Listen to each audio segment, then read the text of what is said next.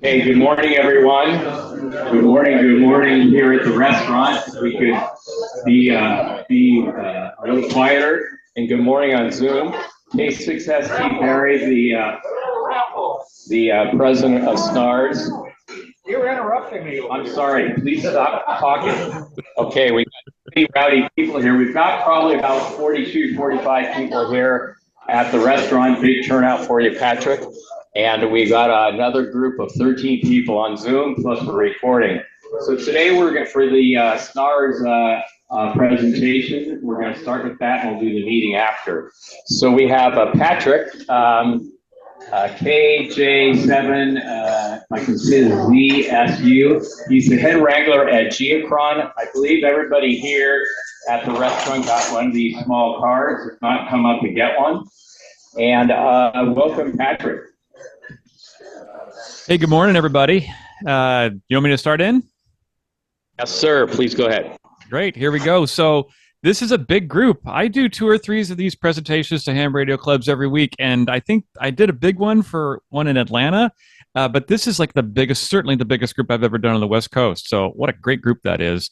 I'm across the river from Portland, Oregon, in Camas, Washington, and I am the owner of Geochron. So I invented the Geochron Digital, which we'll talk about in just a bit. But I pick up a long legacy of this mechanical clock that was first started in 1964. So I'm going to jump over here to my PowerPoint presentation, and I'm going to stop at a couple times in the presentation and just and ask for questions. And man, do I really love answering questions! So please just speak up and ask when I pause. With bigger groups, it's just easier if you grab the mic and like talk it into the ask your question through the microphone. So here I am, literally sitting in this office. This is just a reverse view. All of Geochron Digital is home offices. This is like my shack. But one of my favorite things to do is to go around the country and visit people who own Geochrons. And so I do that on my motorcycle. That motorcycle is currently parked in Houston and will be at Hamcation next week at this time. So I'll fly down to Houston and ride over to Orlando. But when I visit people, I just get the pick of like so many great places. This doesn't look like much, but this is the Geochron of Massachusetts at MIT. They have a Geochron Digital and they have a Geochron Mechanical. Those of you who are seriously into ham radio will recognize Dr. Tamitha Skov. She's a YouTuber that talks about solar weather all the time, and she's a big Geochron fan, one of our beta testers actually. And I visited her down in Los Angeles a couple months ago, also on my motorcycle. But most of the people that I visit are just regular folks who are like David Slobodnik here, who lives outside Athens, Georgia. And I spent the night at his house. He has 3 parrots and 2 cats and a bunch of Disney stuff. And I sat down and talked with his Elmers in the morning, and then got on my motorcycle and rode on to the south. Anyway, so I've had a great time doing it. All right, everybody, coming back to the show. Great group. We are having a good time this morning. I'm hungry. I can smell the food almost from here. Anyway, so most of the people that I visit are guys like David Slobodnik. I woke up at his house, chatted it up with the Elmers, and then was on my bike again out there. But some of the people that I visit have Geochron mechanical clocks, which is an old clock. More than 50 years we've been making that one. This is outside Louisville, Kentucky. So the old clock shows the gray line. Back in the day before the internet, it was the only way to know where the gray line was in a geographical chronometer.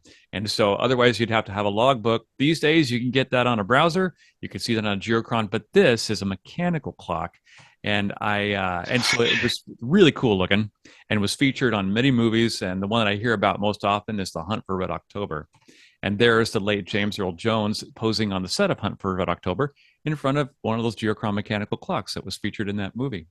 So the guy who invented that clock is the oldest guy in the picture. That was James Kilberg. The youngest guy in the picture ran the machine shop for 30 years. That was his son. And then it came to me up here outside Portland, Oregon. And then President Reagan gave a Geochron to Gorbachev as an example of American ingenuity when he visited the United States for the first time after the fall of the Berlin Wall. So that was pretty interesting at the fall of the Iron Curtain. Sorry. So anyway, it's all sort of captured there. And when there are articles like this article in Wired magazine from a couple of months ago are featured, they're looking back on Geochron But I'll tell you that I spend most of my time looking at the digital product because that's the one that I invented. So that's what we do. However, super cool that there are 30,000 mechanical clocks that are still out there somewhere that have been made, and they do break. They get restored. They need to be, there are new ones that are ordered. And so I ran the machine shop that fixed and those clocks for a number of years. That shop still exists today. It's in Colorado Springs. It's still a part of the Geochron family, but I don't manage it directly. And this is what I'm proud of that, because how many mechanical oddities have disappeared over the years because they weren't profitable? Well, Geochron Mechanical still is out there. And so, like I said, we restore about 300 clocks a year and make about 50 new clocks per year on the mechanical side.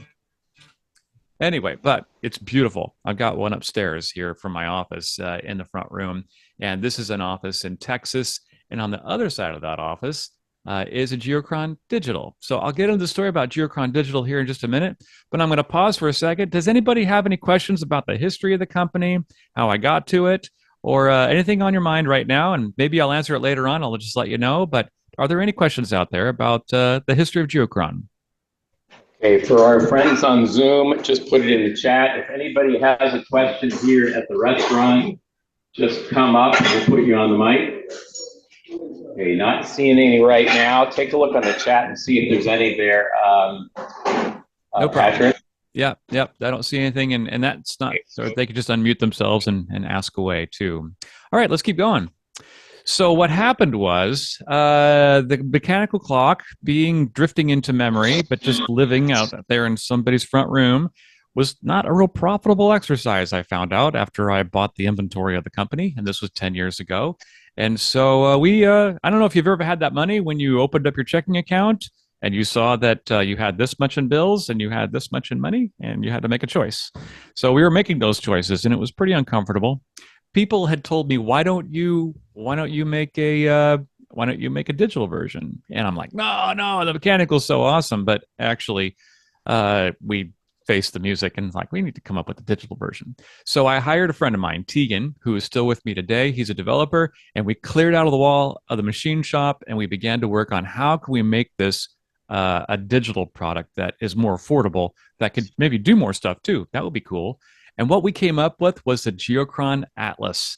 And so here is the same format as a Geochron mechanical clock, showing the gray line. But in the beginning, we were like, maybe we could get the ISS up there. Maybe we could like add radar, like weather stuff, and so we just started to look for different sources that we could port into the clock and aggregate the data to there. The problem that we ran into is that it really looked good in 4K, but how could we get that in 4K to our users, right? Because it's a glittery, beautiful screen. If you stream it at 4K, then you're like 20 gigabytes an hour, like when you're on Netflix. And this has happened at my house. We streamed it for a bunch, and then we got a note from Comcast or your ISP that says you've exceeded your bandwidth after 10 days because you will, unless you have a commercial account, you can't stream movies 24/7 in 4K on a residential account. So what we did was we came up with a computer, and by rendering the 4K image on the client side through the computer, we could send all the vectorized live information through the internet, and then it would be composited and rendered onto your TV. So if I take it out of the box, this is how we solved the problem. This is a little bit more than a Raspberry Pi. This is a Intel quad-core x86 computer at, I think it's 2.6 gigahertz, running on a Linux kernel. And so it plugs into the back of your TV on an HDMI port, as you see here. And then and then it gets the live information over the internet. And that's how we achieve the 85 layers that we have on a Geochron.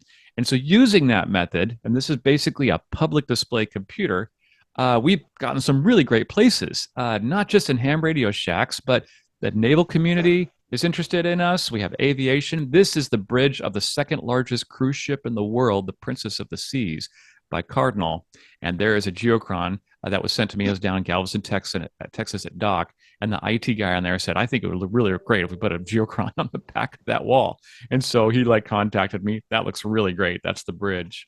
And then there's astronaut Scott Kelly, who sent me an email after he put it in his office. That's the Geochron behind him, saying, this reminds me of being on the International Space Station, because, of course, we have a picture-in-picture view of the world that you can do in the Geochron. So that's pretty cool, too. And he and I have had conversations back and forth. But if I look at what we have right now, okay, so this is the world as it exists at this moment. This is screen captured from my Geochron here that is just behind me. You can see that 10 meters is really hot. We have all these little Alaska airline flights that are flying around the West Coast. Someone's going crazy on 8 meters down in Bogota, and the International Space Station is heading over the Red Sea. And just within the footprint of the International Space Station over the Red Sea in Saudi Arabia, you can see the USS Truman, USS Harry Truman, is that carrier strike group is there. You see that there in the Red Sea. And then also the green is where it's raining. The blue is where it's snowing. The white is where the clouds are. And then there's a bunch of other stuff in that. The red circles are earthquakes. I'm going to talk about all that in just a second. So coming back to my PowerPoint, just a moment. All right. So like I mentioned, one of the real popular features of this is that you could see where the International Space Station is at. That's not a big deal. But at the same time, on the map, you can get a picture-in-picture view of what the International Space Station is seeing. Perhaps you picked up that feed on YouTube or from NASA's site. There are lots of earthquakes, as you would be familiar with. We're all familiar with around here. And then the occurrence of more earthquakes here over in the Midwest, which is because of fracking. So I think it's really cool that you can see that on the Geochron. And then I mentioned we do aviation as well. This is showing Delta Airlines. And at the time I took that picture, there were 7,619 flights in the air. And if I look at my Geochron right now, we'll just jump back over that, there are 12,938 flights in the air that Geochron could potentially track. But right now we're just showing all of Alaska Airlines. And on the right-hand side of the screen are all the airlines that we could track. So we also got deep into weather, and this is part of the 85 live layers that are on the Geochron.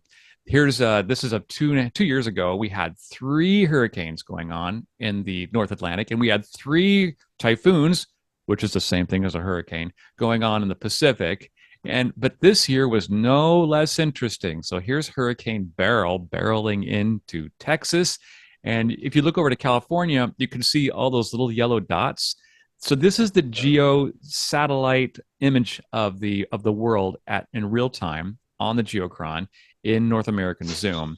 And those little yellow dots are earthquakes that have been overlaid that. So earthquakes all within the last about 48 hours. And then you can see in the major storm systems, it turns green and yellow. That's radar that's been overlaid the actual image on the satellite. This is all happening on the Geochron on a 4K screen in front of you.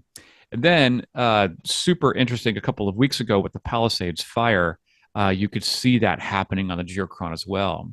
This is using NASA's FIRMS satellites, which pick up little hotspots from space, and then they put that on a map. You can see it on their website. We can bring it onto the Geochron, so you can see there's lots of little red dots all around Southern California and up into the Sierra Nevada too, Central California. Sometimes that's manufacturing, but a lot of times it's a fire. But this is really a fire, as you can see in January 8th, 9th, and 10th.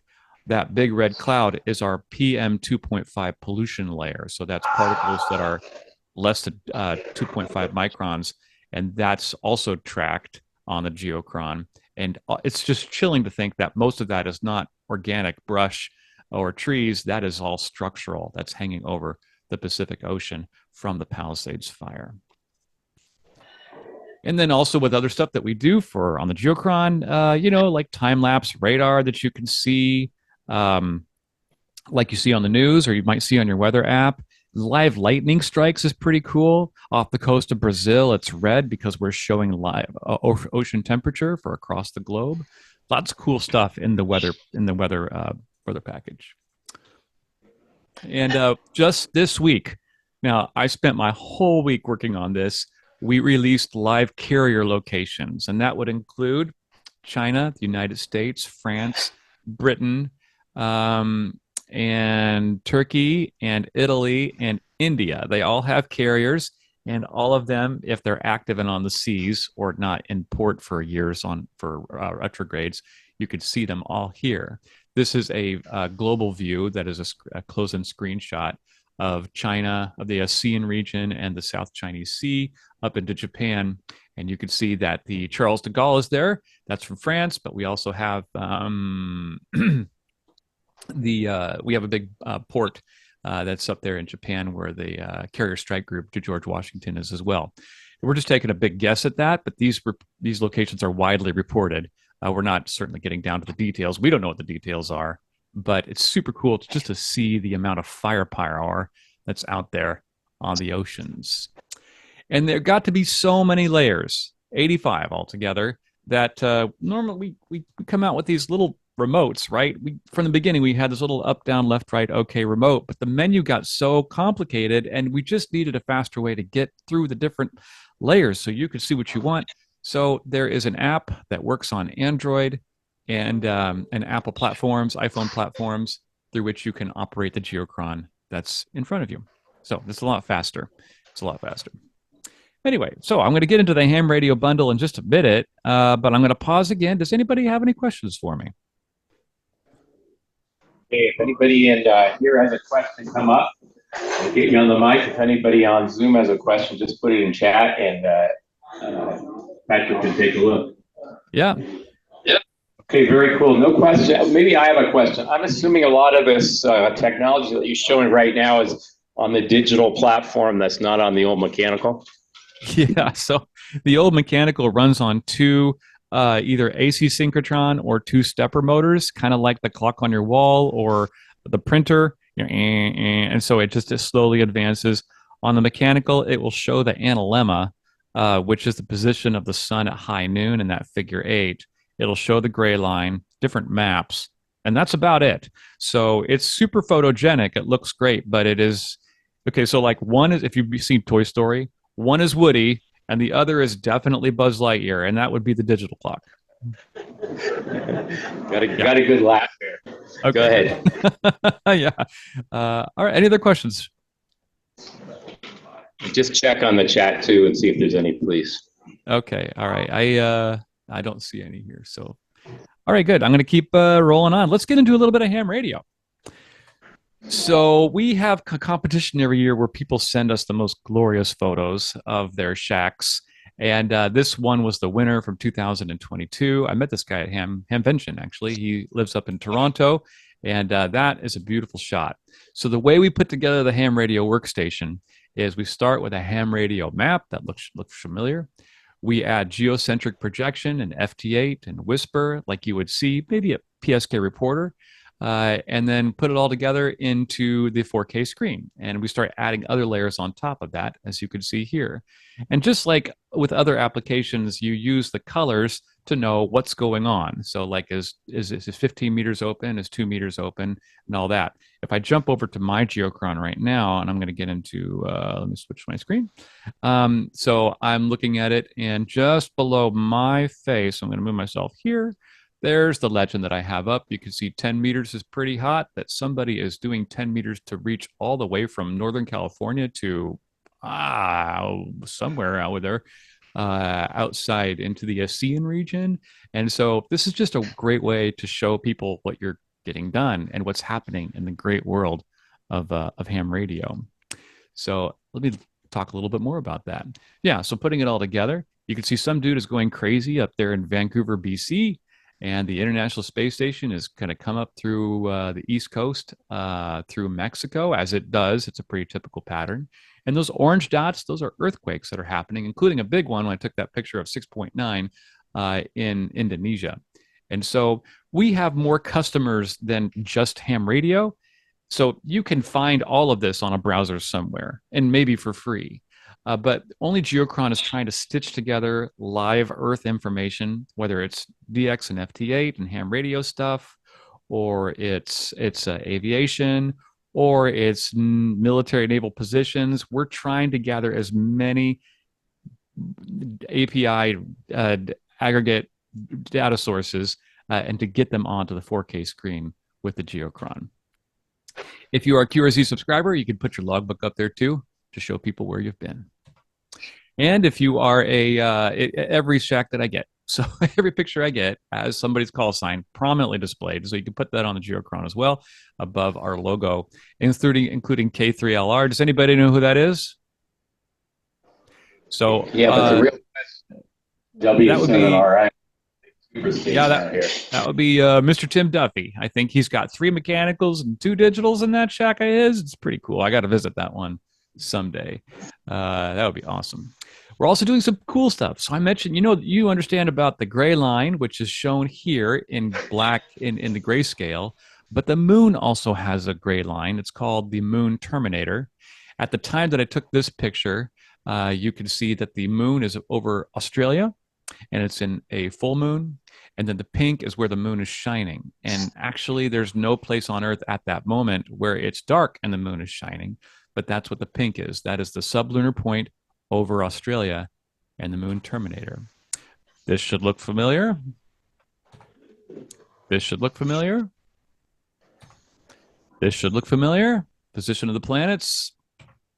And now we get into maximum usable frequency. So the green dots are the locations of ionospheric radars that are shooting signals up into the ionosphere and seeing what comes back.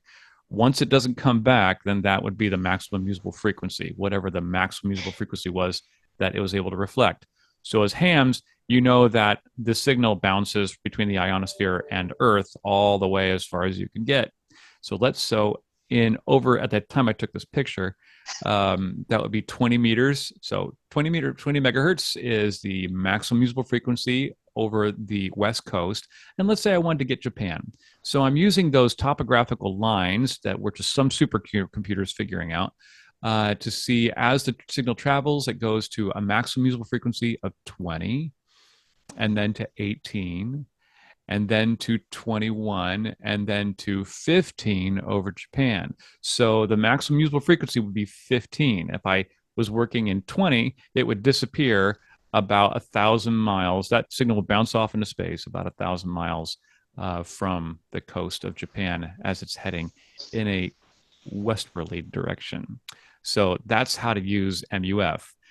So there's another way to look at it, which is like this great colorized soup, which is like a heat map of maximum usable frequencies, because the ionosphere in its reactivity is literally like a soup of magnetism and reflectivity. You could see it that way on a geochron too. But this underscores one of the problems that we have with the geochron, which is it's 2 dimensionals and there are way too many layers to look at. So like in here, I have maximum usable frequency in a heat map, MUF and topographical, ionospheric radars, call signs, DXing, solar weather. I see there position of the planets. I've got rain and weather and precipitation that's baked in there somewhere. I can't.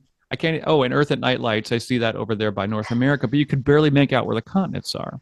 So this is the problem that we run into, is that there are too many layers that you can see. You're like, I want to see it all. Well, you can't do that on a geochron. You have to pick and choose because it's a 2-dimensional surface, and there are only so many colors that we can pick up with the human eye.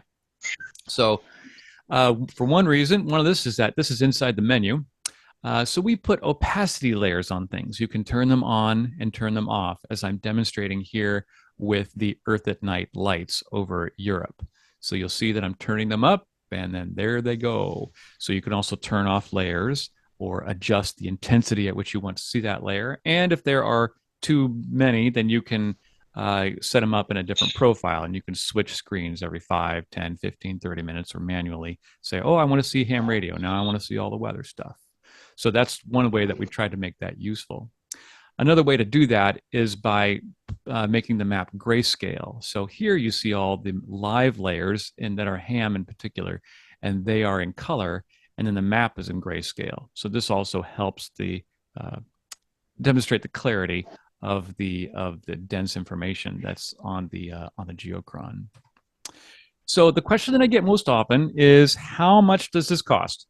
And so let's get into that. There's a difference between what we provide just as long as you plug your geochron into the internet, and then also what we have to pay for and costs us money to get to you. So I'm going to move my head here. Oh, that was the wrong one. Wrong item. Just a moment.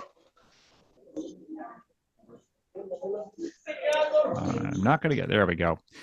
Okay, so it takes that piece of hardware so that we can stitch the images together right on your 4K TV. And with the coupon that I'm going to offer you here today, you can get that for $3.99 from geochron.com. But you need to provide your own 4K TV. I'm not in the business of selling TVs, and it really doesn't matter what quality it is. I can't tell a difference when I see a $2,000 4K TV or a $300 4K. I don't know. It doesn't. They all seem the same to me.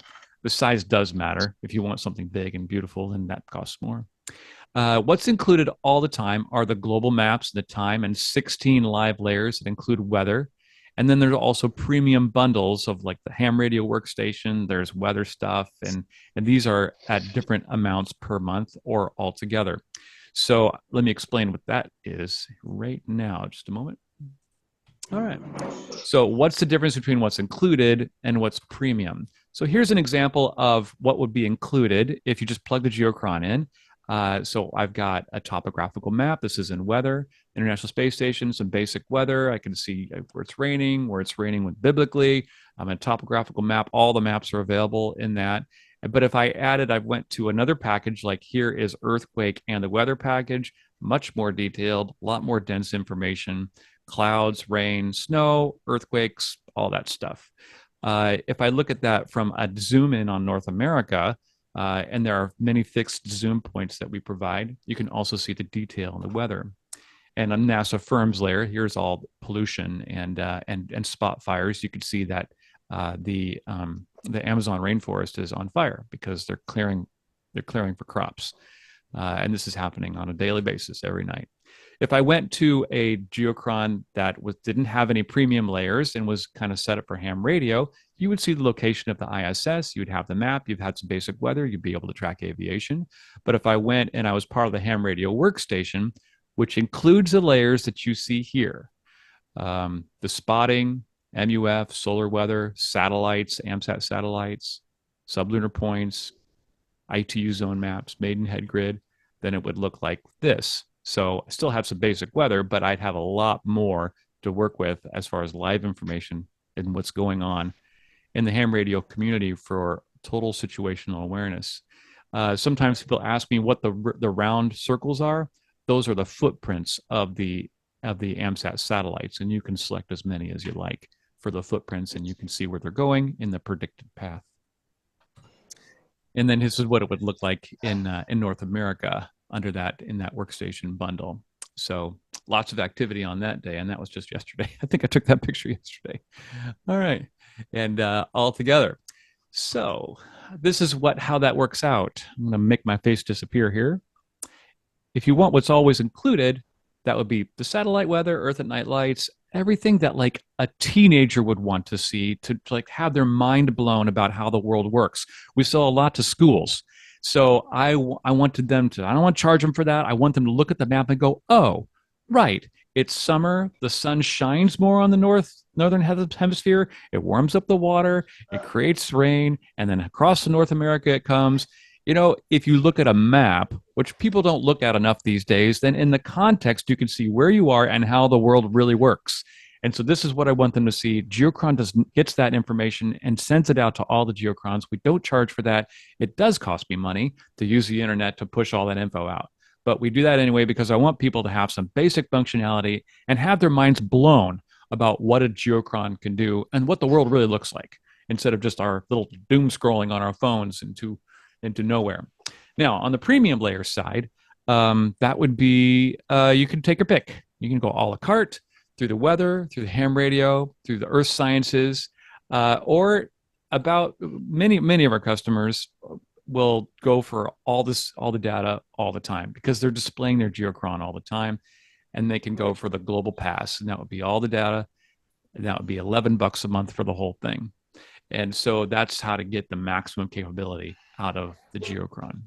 So that's how that's put together. In the beginning, we started buying this information and sending it to Geochrons for free. And that we figured out that was a great way to go out of business. And so we're like, we have to charge for this. We just can't do this for free for the glory of love. So because we need to get paid for our jobs. So this is the model that we follow here at Geochron. But what people have done with that is Was there a question? I just curious, give us a comparison to what in today's dollars the big mechanical one costs in today's dollars. Because I know they're very expensive.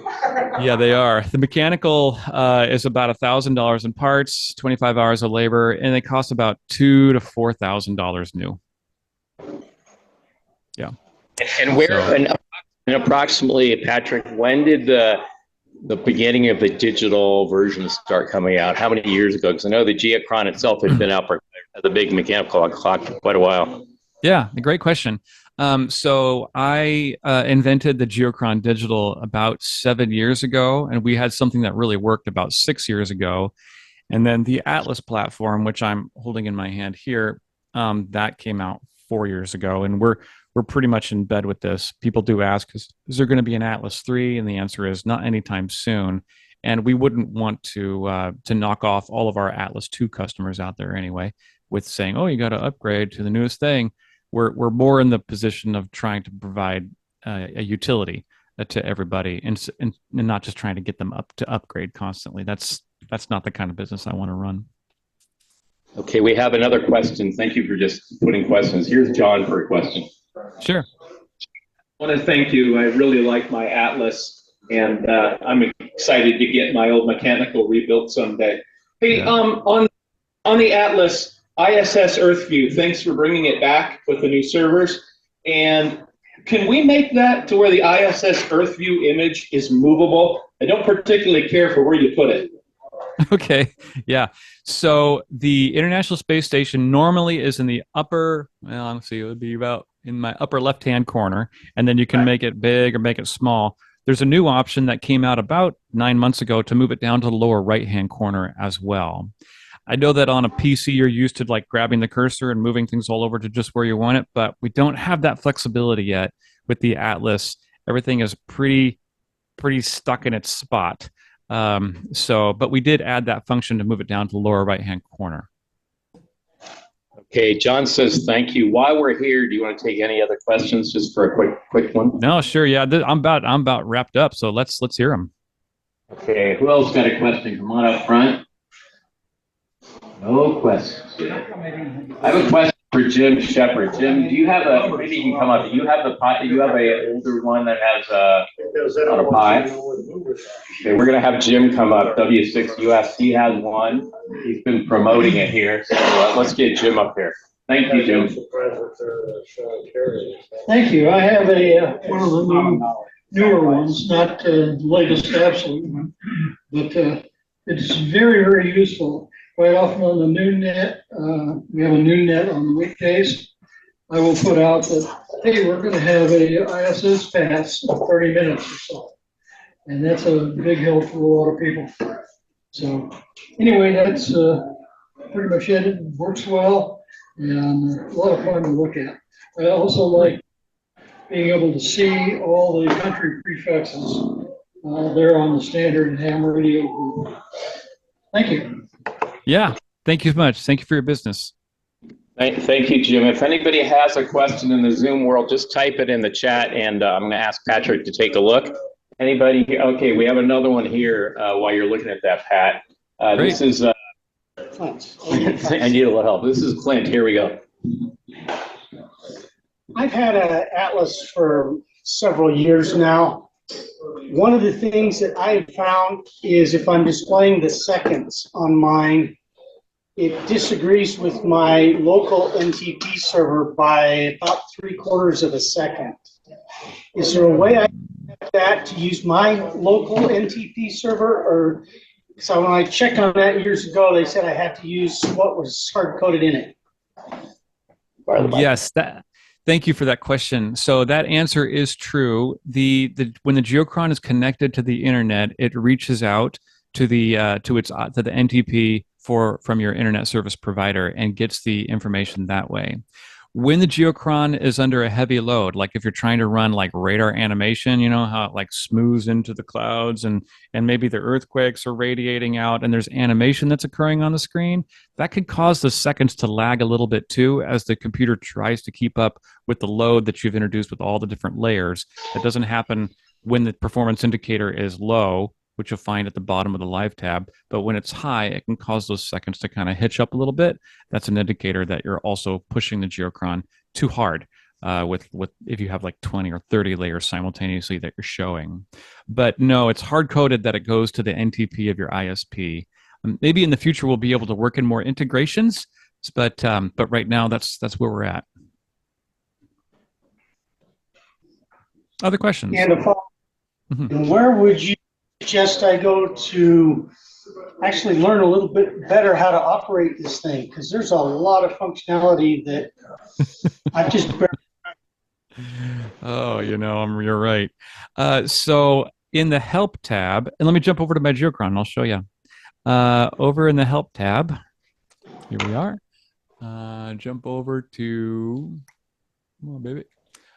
In the help tab, you can see over here on the right-hand side, I've done a ton of videos that explain all the basic functions. Also, these same videos and more videos are posted up on my YouTube channel. And you can find a lot of them on geochron.com as well.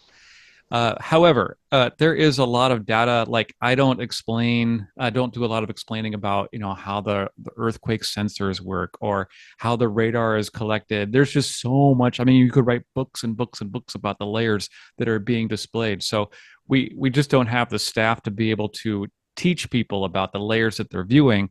But there is a lot of information embedded in the unit about how to reach those layers and how to see those layers and to enjoy them. I have a question, follow-up. Is there any sort of user group or, whatever on the internet to be able to share ideas and ask questions based on the user base? Sure. I don't run them, but I am aware of, just a moment. But I am aware of, let's see, there's a Facebook group, and then I know there are ham radio user groups. I'm not in those, but I do get into the Facebook group to let people know when there have been updates. We send out emails almost weekly about new things that we're doing or to remind you that you can do this, and there's a frequently asked question. So there is a community that's been kind of established outside me. I don't know how I feel about that, but it's outside of Geochron where you can share how your experience is going and learn stuff about the Geochron. Also, I have a staff person that just answers support emails every single day at about 2:00 Pacific time. And then, and from that, any kind of troubleshooting that needs to happen runs up the ladder from there. If he can't answer those questions, we answer a lot of questions. Okay, really good. There was a question on chat about the pricing. Is there a coupon or something for that? That the $3.99? Yeah. Let me get to that. Hold on. I got interrupted here with some great questions. Let me finish that. On purpose. Here we go.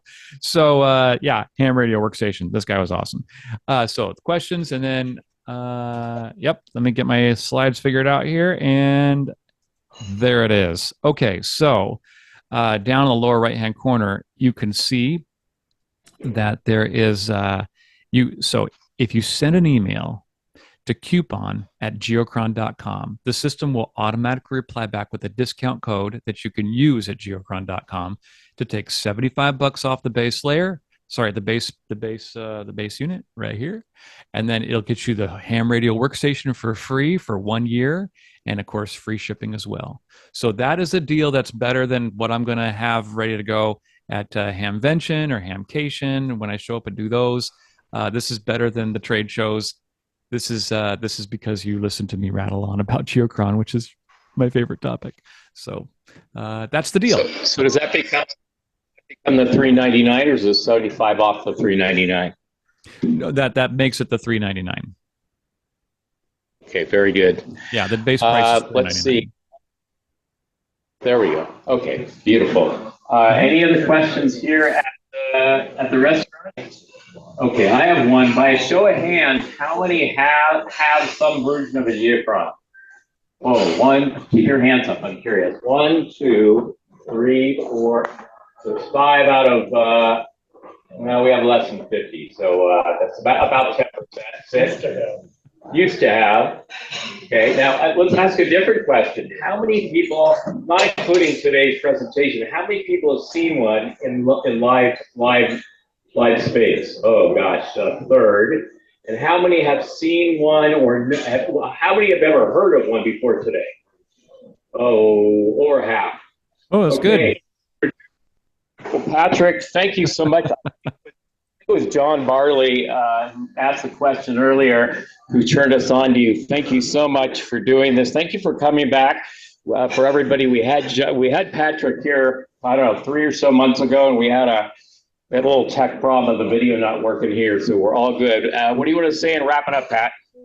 Oh, for the people who raised your hand and own a Geochron, thank you for your business. Make sure you get the latest update so that you can get the carrier layer locations that we released this week, along with the dark sky layer and general locations for all of our favorite users, which are the Global Pass users, and you can see them dotted all over the world.